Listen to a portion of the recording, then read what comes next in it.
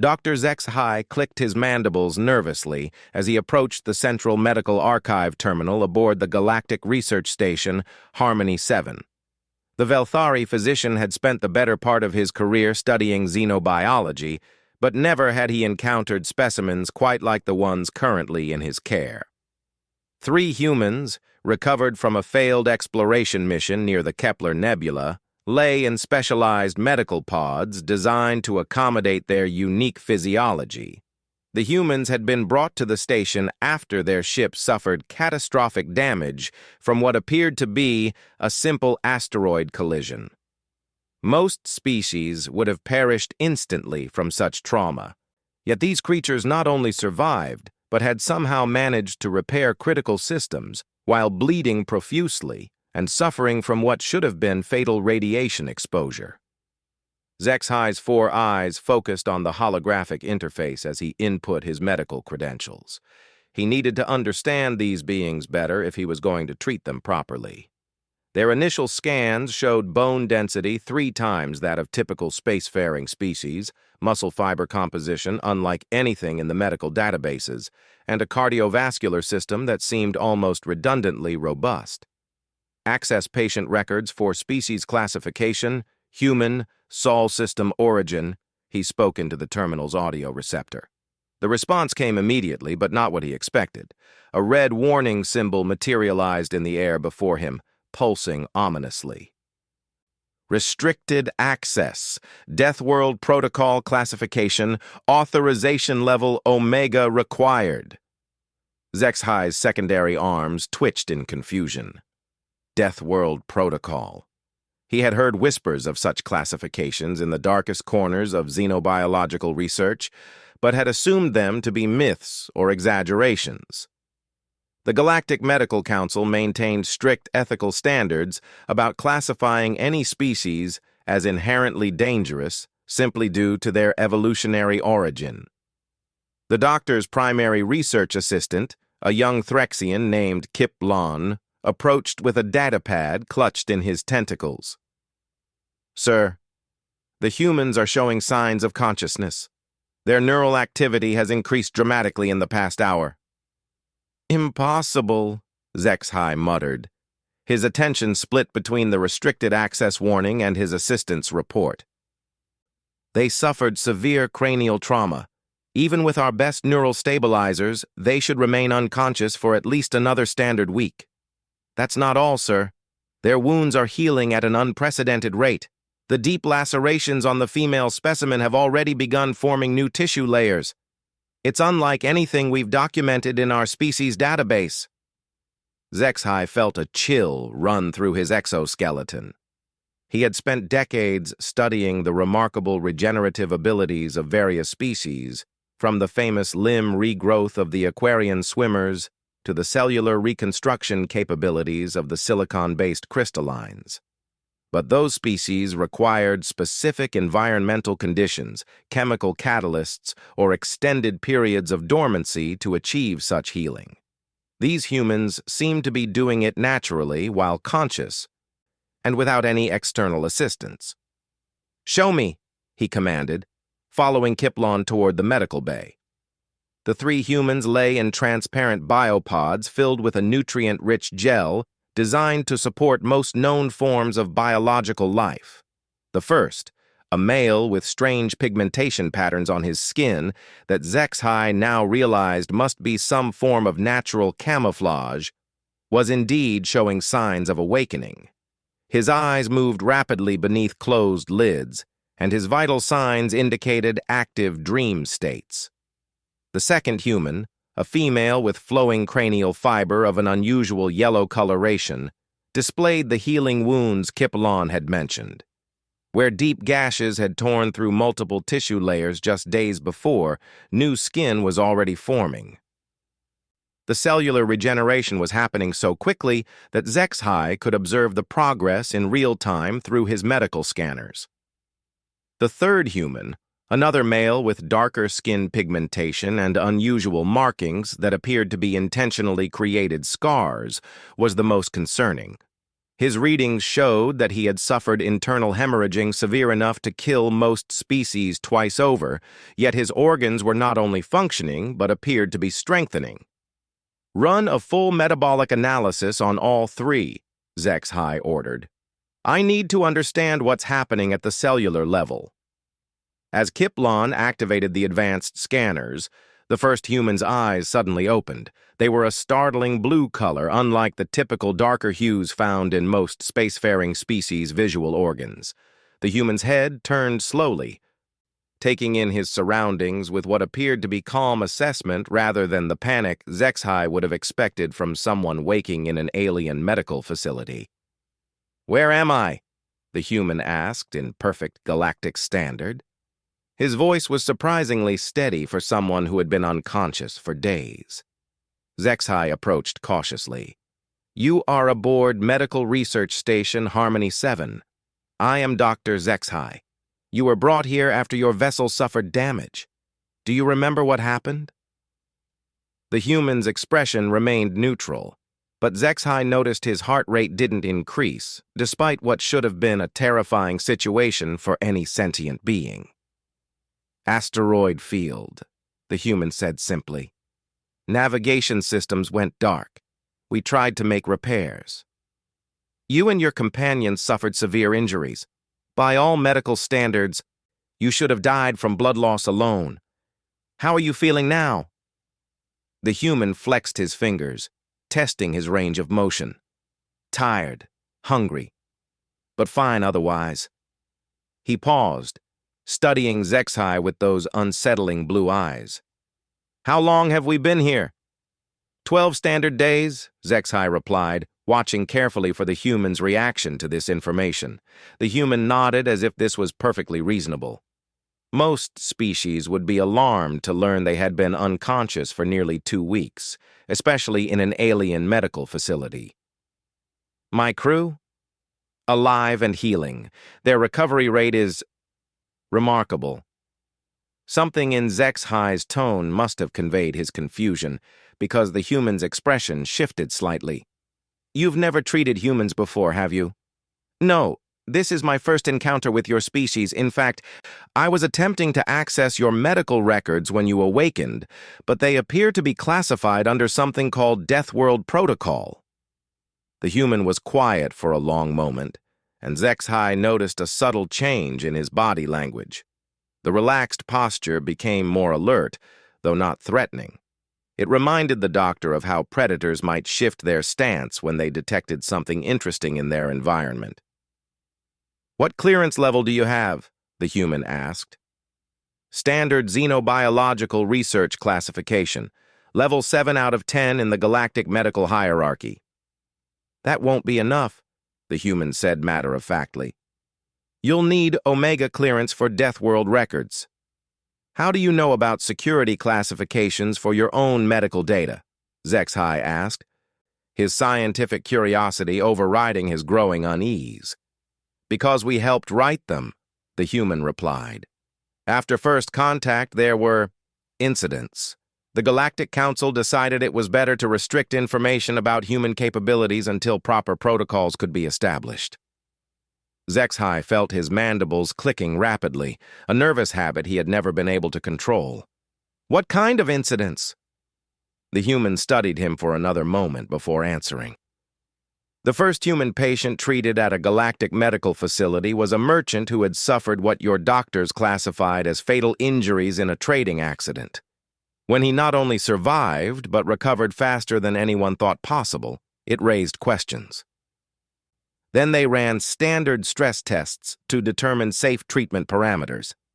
And he accidentally broke the testing equipment, not damaged it, broke it completely. The force measurement devices weren't designed to handle human baseline strength levels, let alone what we're capable of under stress." HFY's secondary arms began twitching again. "Baseline strength levels?" "This is going to be a long conversation," the human said, settling back into the biopod with what appeared to be resignation. "My name is Marcus Chen, by the way, captain of the cargo vessel Persistence. The woman is my first officer, Sarah Volkov, and the gentleman with the scars is our engineer, Kwame Asante. Captain Chen, Zexhai began formally, I need to understand your physiology in order to provide proper medical care. If your records are classified, perhaps you could explain what I need to know. Marcus considered this carefully. What do you know about Earth? Our home world? Very little.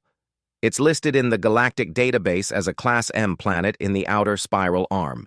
Standard atmospheric composition, single-star system, unremarkable by most measures.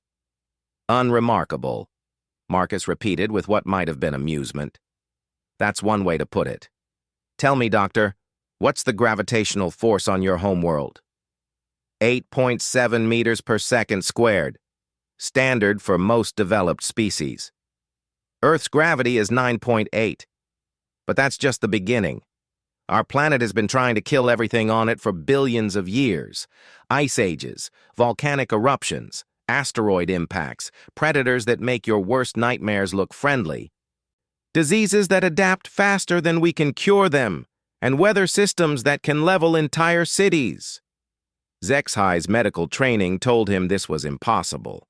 No species could evolve under such conditions and still develop the intelligence necessary for space travel. Surely you exaggerate. I wish I did. Every single day on Earth is a survival test that would kill most galactic species within hours. We evolved from predators who hunted other predators for sport. Our ancestors survived ice ages that lasted tens of thousands of years, volcanic winters that blocked out the sun, and plagues that wiped out 90% of all life on the planet multiple times. The implications of what Marcus was telling him began to sink in, and Zexhai felt a growing sense of alarm. If this was true, then humans weren't just another spacefaring species. They were something far more dangerous. The Deathworld Protocol, Zexhai said slowly. It's not just about medical treatment, is it? No, Marcus confirmed. It's about understanding what happens when you take apex predators from the most hostile planet in known space and give them access to galactic technology. Dr. Zexhai spent the next several hours in his private office, staring at the Omega clearance request form he had submitted to the Galactic Medical Council. The response had been swift and concerning. His request was being reviewed by a special committee that included representatives from the Galactic Security Division, the Xenobiological Threat Assessment Department, and something called the Human Integration Oversight Board. The fact that such a board existed at all told him everything he needed to know about how seriously the galactic community took the human presence in space. A soft chime indicated an incoming message.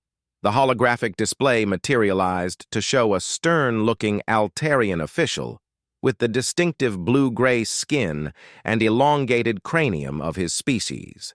The insignia on his uniform identified him as Director General of the Human Integration Oversight Board. Dr. Zexhai, the official began without preamble, I am Director Vorthak. Your request for Omega clearance regarding human medical data has been approved, but with conditions. You will be required to undergo immediate security briefing and sign binding non-disclosure agreements. Additionally, a human liaison officer is being dispatched to your station to monitor the situation. Respectfully, Director, I simply need to treat my patients properly. Surely medical care doesn't require such extraordinary security measures? Director Vorthak's expression remained grave. Doctor, in the past 5 years, since first contact with humanity, we have had 7 separate incidents where well-meaning medical professionals inadvertently caused diplomatic crises by underestimating human capabilities. The most recent involved a routine surgical procedure that nearly resulted in the evacuation of an entire medical station when the human patient's immune system attacked the anesthesia so aggressively that it created toxic gas clouds. Zexhai felt his mandibles click involuntarily. Toxic gas clouds? The human survived naturally. The medical staff required emergency treatment for respiratory distress. This is why the protocols exist, Doctor. Your clearance will be activated within the hour. Until then, I strongly advise against any medical interventions beyond basic life support. The transmission ended. leaving Zexhai alone with his growing unease. He returned to the medical bay to find Kiplon running scans on the human female, Sarah, who was now also conscious and sitting up in her biopod. "How are you feeling, Officer Volkov?" Zexhai asked as he approached. Sarah turned to look at him with green eyes that seemed to catalog every detail of his appearance in seconds. "Better than expected, considering. Marcus filled me in on the situation. I understand you're having some difficulty with our medical records. The classification levels are unprecedented in my experience." "Yeah, they tend to be. Mind if I ask what kind of medical training you have, specifically regarding trauma surgery and emergency xenobiology?" "I hold advanced degrees in both fields, with specializations in cross-species physiology and emergency treatment protocols. I've treated over 40 different sentient species during my career." Sarah nodded thoughtfully. "Good. That's going to help. The thing is, Doctor, human medicine isn't really compatible with galactic standard practices. Our biology is just too different from what most species evolved into." Kiplon looked up from his scanner readings, his tentacles quivering with excitement. "Sir, you need to see this. Officer Volkov's cellular regeneration rate has increased by another 40% since yesterday. Her body is actually adapting to the medical environment and optimizing its healing processes in real time." "That can't be possible," Zexhai protested. "Adaptive healing requires conscious biological control that no known species possesses." "Actually," Sarah said with what appeared to be amusement, "it's completely unconscious for us. Our bodies have dozens of redundant systems and automatic responses. We call it the fight or flight response, but it's more complicated than that. When we're injured, our entire biology shifts into what we call survival mode." She gestured to the readings on Kiplon's scanner. "My heart rate can double or triple if needed. My blood will clot faster. My muscles will access emergency energy reserves, my nervous system will suppress pain signals, and my immune system will go into overdrive. All of that happens automatically, without conscious thought." "But the energy requirements alone would be enormous," Zexhai objected. "Where does your body find the resources for such dramatic physiological changes?" "We're very efficient at converting almost anything into energy. Fats, proteins, carbohydrates, even muscle tissue in extreme cases. A human can survive for weeks without food, days without water, and still maintain combat effectiveness. During World War II, one of our historical conflicts, soldiers regularly fought for days without sleep, food, or adequate medical care, and still performed complex tactical operations." The third human, Kwame, stirred in his biopod and opened dark brown eyes that immediately focused on the conversation. "Are we explaining human baseline biology again?" "Afraid so," Marcus called from his pod. "Dr. Zexhai is trying to understand why our medical records are classified." Kwame sat up slowly, testing his range of motion. The deep internal injuries that should have taken months to heal were already showing remarkable improvement. "Doctor, what's the average lifespan of a galactic species?" "Approximately 200 to 300 standard years, depending on the species. Humans typically live 70 to 90 years, sometimes longer. But here's the interesting part. We pack more physical development into those years than most species manage in their entire lifespans. A human reaches full physical maturity at around 18 to 25 years old. By that age, we're capable of everything we'll ever be capable of physically." "That seems remarkably inefficient from an evolutionary perspective," Zexhai observed. "Not when you consider what we had to survive to reach that maturity," Sarah interjected. "Earth didn't give us the luxury of slow development. Everything on our planet was either trying to eat us, poison us, or kill us through environmental hazards. We had to become capable of defending ourselves very quickly." Kiplon's scanner chimed with an urgent notification.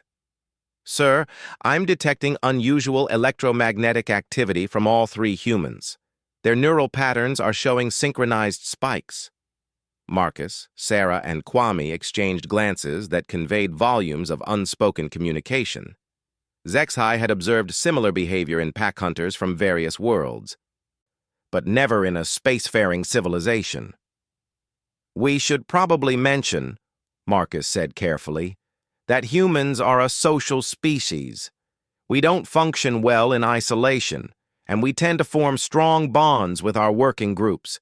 The three of us have been crewmates for over 6 years." "What exactly does that mean?" Zexhai asked, though he was beginning to suspect he wouldn't like the answer.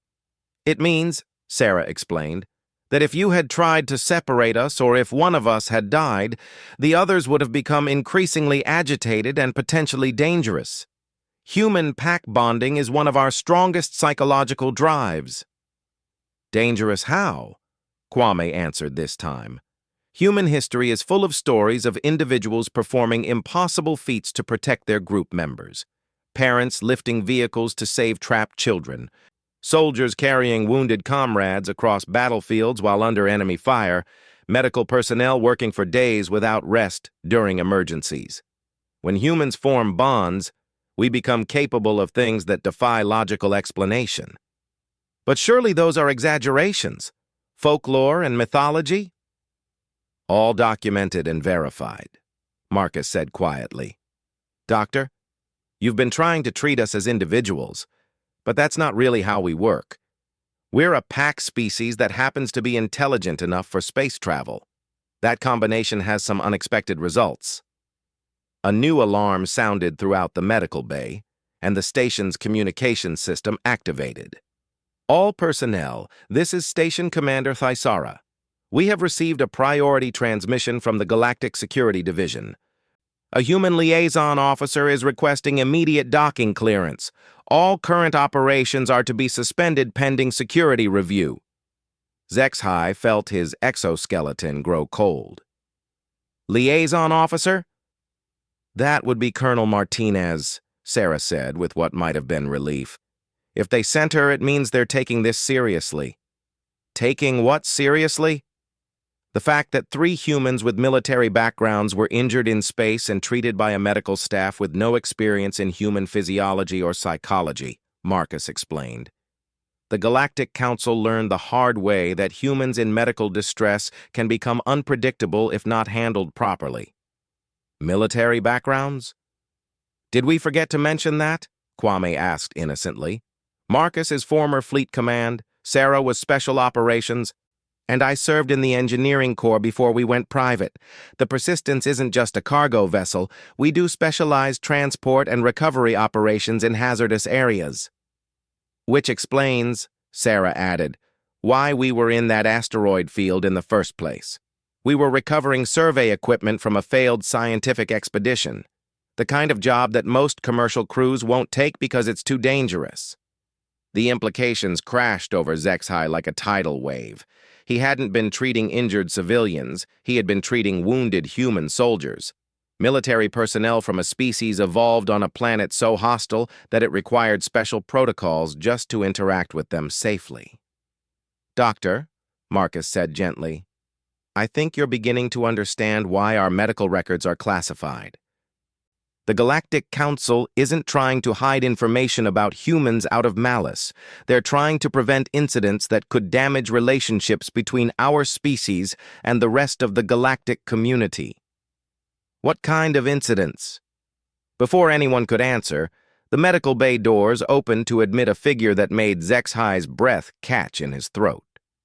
The newcomer was clearly human, but unlike the 3 patients, she was fully conscious, mobile, and wearing what appeared to be a military uniform designed for multiple species compatibility. She was also visibly armed. Colonel Martinez stood approximately 1.7 meters tall, with dark hair pulled back in a severe style and eyes that seemed to take in every detail of the room in seconds. Her presence filled the space in a way that Zexhai couldn't quite explain. It was as if the air itself had become more dense around her. "Dr. Zexhai," she said in accented but perfect galactic standard, "I'm Colonel Elena Martinez, Human Liaison to the Galactic Medical Council. I understand you've been treating my people without proper briefing on human medical protocols. Her tone was professional and polite, but Zexhai found himself taking an involuntary step backward. Something primal in his hindbrain was screaming warnings about the threat level represented by this small human female. Yes, Colonel, I've been doing my best with limited information. I'm sure you have, Doctor. No fault on your part. The classification system exists precisely to prevent uninformed treatment attempts. But now that I'm here, we need to have a conversation about what you've learned and what happens next. Colonel Martinez gestured toward a conference area adjacent to the medical bay. Doctor, if you don't mind, I think it would be helpful if we reviewed your findings together. Kiplon, you're welcome to join us as well. Consider this an educational opportunity. As they settled around the holographic display table, Colonel Martinez activated a data pad that projected the official human medical protocol documentation. Zexhai was startled to see that the file contained over 3,000 pages of detailed information. This, the colonel began, is what we've learned about treating humans in galactic medical facilities over the past 5 years. Much of it was written in response to incidents that could have been avoided with proper preparation. She gestured to the first section. Let's start with the basics. Doctor, you mentioned that your patient's healing rate seemed impossibly fast. What specific rates were you observing? Kiplon consulted his notes eagerly. The deep lacerations on Officer Volkov closed at approximately 4 times the rate we would expect from comparable species. Captain Chen's bone fractures showed new calcium deposition after only 3 days, and Engineer Asante's internal bleeding stopped entirely within hours of treatment beginning. Actually quite slow for humans in medical distress, Colonel Martinez observed. Under combat conditions, we've documented healing rates up to 10 times faster than what you've recorded. The biopods you're using are designed for species with much lower metabolic requirements. They're actually slowing down their recovery. Slowing it down? Zexhai asked in amazement. Human biology operates on the assumption that resources are scarce and danger is constant. When we're injured, our bodies prioritize immediate survival over long-term health. The comfortable, safe environment you've provided is actually confusing their healing responses. She pulled up a holographic display showing human cellular activity. Notice how their white blood cell counts are elevated but not to maximum levels? In a natural environment, those numbers would be much higher. Their bodies are essentially asking, why aren't we in immediate danger? And waiting for an answer. Marcus called from his biopod, Colonel, are you explaining the whole humans need stress to function properly thing? Among other things, Captain. Doctor, this brings us to an important point about human psychology. We are not a peaceful species. We've been fighting something every day for our entire evolutionary history. Remove all sources of challenge and conflict, and we become restless, depressed, and sometimes destructive. Zexhai felt his understanding of galactic civilization shift fundamentally. Are you telling me that humans actually require conflict to maintain mental health? Not conflict exactly, but challenge. Physical exertion, problem-solving, competition, even controlled danger. The human brain produces chemicals that create feelings of satisfaction and well-being in response to overcoming difficulties. Without those challenges, we become psychologically unstable. Kiplon's tentacles were vibrating with excitement as he processed this information. That explains the synchronized neural activity we detected. They weren't just communicating, they were assessing threat levels and planning responses as a group. Exactly. Humans automatically form command structures in crisis situations. Captain Chen naturally assumed leadership because he has the most command experience. The others deferred to his judgment while maintaining their own specialized roles. It's completely unconscious behavior. Colonel Martinez brought up another section of the medical protocols. This leads to one of the most important points about treating humans in medical emergencies. Never separate pack-bonded individuals unless absolutely necessary, and never sedate them without warning the others first. Why not? Zexhai asked. Because sedating one human will trigger protective responses in any bonded humans nearby.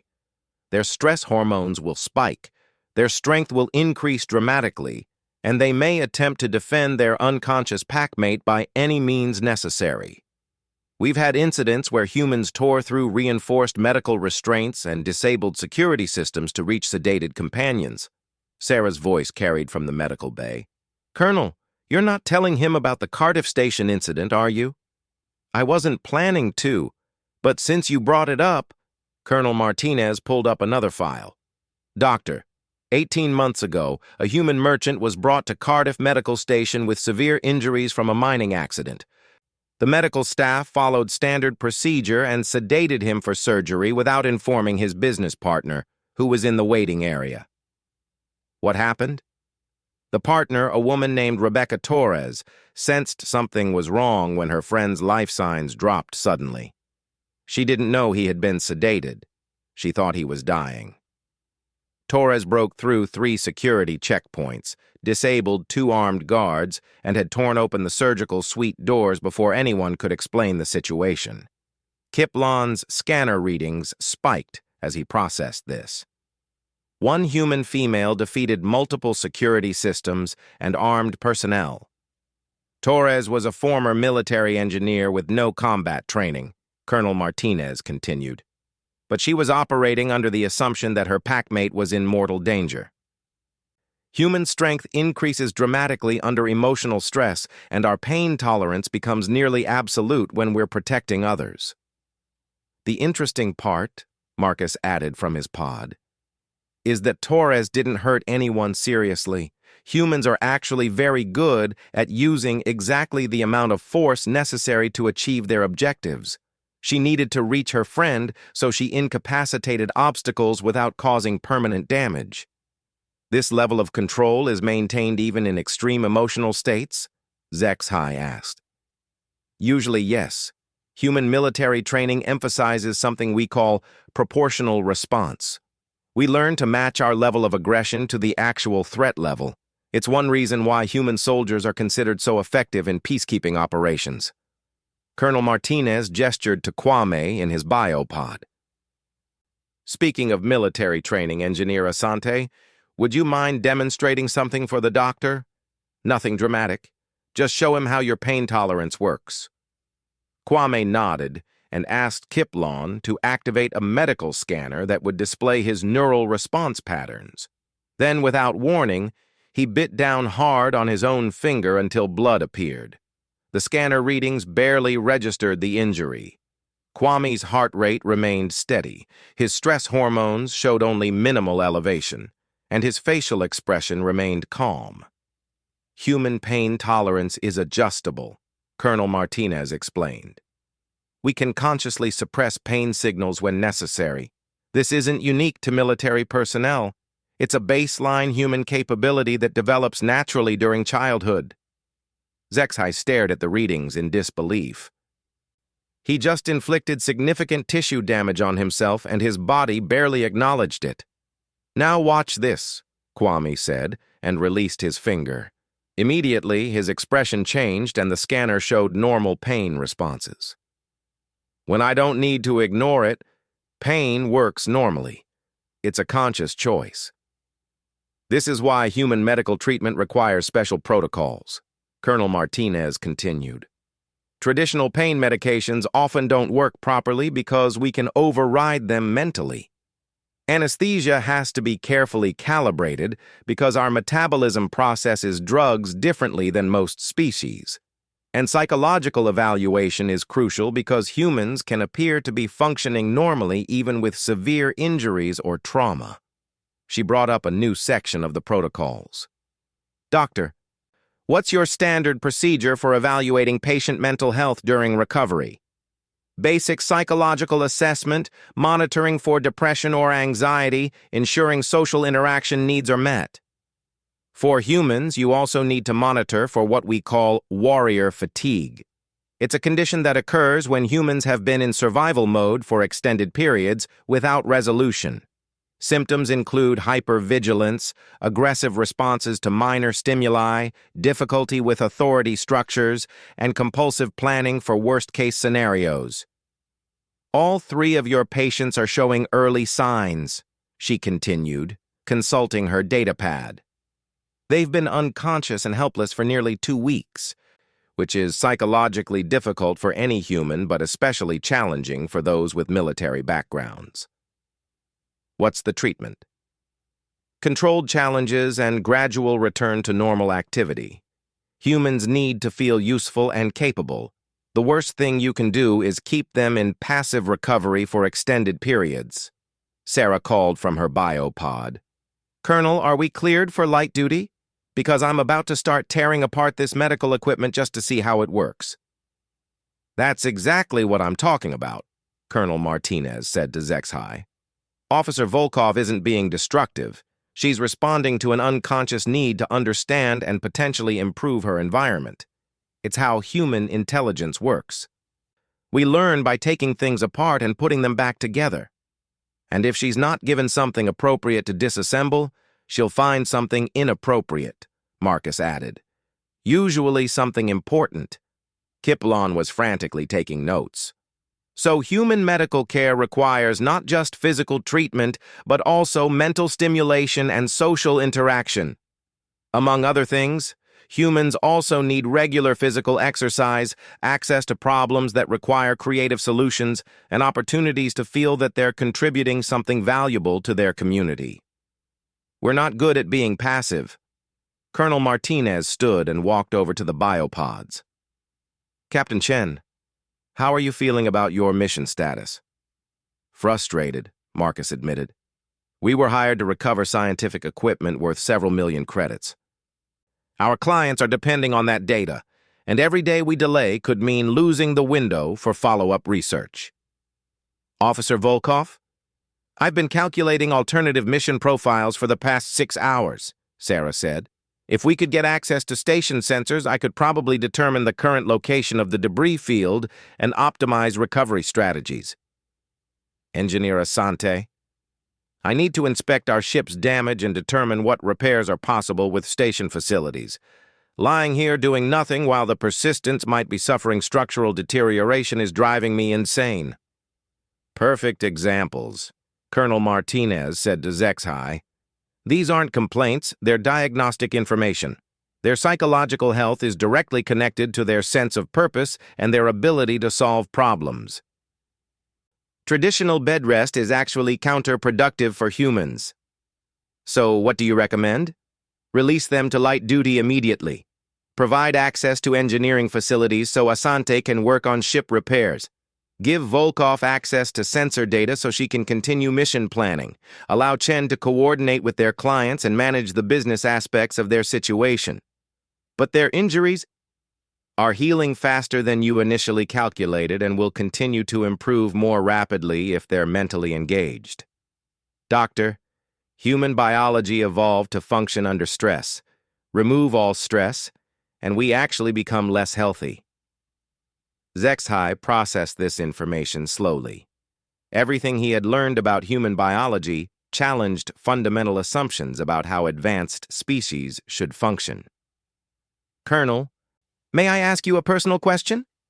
Certainly. How do humans manage to function in galactic society when your species seems so fundamentally different from everyone else? Colonel Martinez smiled, and for the first time since arriving, she appeared genuinely relaxed. That's the beautiful thing about humans, Doctor. We're incredibly adaptable. We learn to moderate our responses, control our instincts, and work effectively with other species. But it requires understanding and cooperation from our galactic partners. Which is why the medical protocols exist, Marcus added. Not to make humans seem threatening, but to help other species interact with us safely and effectively. The truth is, Sarah continued, humans don't want to be seen as dangerous or unpredictable. We want to be good galactic citizens. But that requires other species to understand what they're working with. And what they're working with, Kwame concluded, is a species that evolved to survive anything the universe could throw at us. That's not a threat. It's an asset, but only if everyone knows how to work with it properly. Dr. Zexhai looked around the medical bay at his human patients, at Colonel Martinez, and at his assistant Kiplon, who was still frantically taking notes. For the first time in his career, he felt that he was witnessing something truly remarkable, not just the treatment of another species, but the beginning of a deeper understanding between different forms of life. "Colonel Martinez," he said formally, "I request permission to access the complete human medical protocols for study, not just for these patients, but for future reference." "Granted, Doctor. Welcome to the real universe. It's more interesting than most species realize." As alarms chimed, indicating that the 3 humans were ready for release to light duty, Zexhai realized that his understanding of biology, medicine, and life itself had been fundamentally changed by a simple request for medical records. Sometimes, he reflected, the most important discoveries came not from studying the exotic and unusual, but from finally understanding what had been hiding in plain sight all along. The humans were not monsters or weapons or threats to galactic civilization. They were simply life forms that had evolved under conditions so harsh that their normal capabilities seemed extraordinary to everyone else. And perhaps, Zexhai thought, that was exactly what the galaxy needed. Not another peaceful species, but allies who had already survived everything the universe could possibly throw at them.